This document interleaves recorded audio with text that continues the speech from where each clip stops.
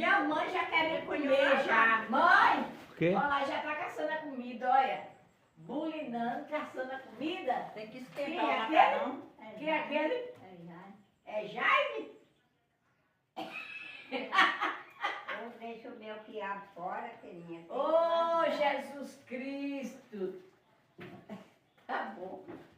Mais uns 3 vídeos, 4, que é pra eu postar hoje o dia inteiro, mano. Eu tenho que ter conteúdo. Então põe aí esse quiabo aí, filhinha, pra mim, que tá senão, né? Minha mãe já tá beirando as panelas, querendo comida. E cadê o coentro, Ju? Tá onde? Aí, eu não lavei não, só porque eu lavei eu apanhei depois. Aí, mano, faz um bocado de vídeo.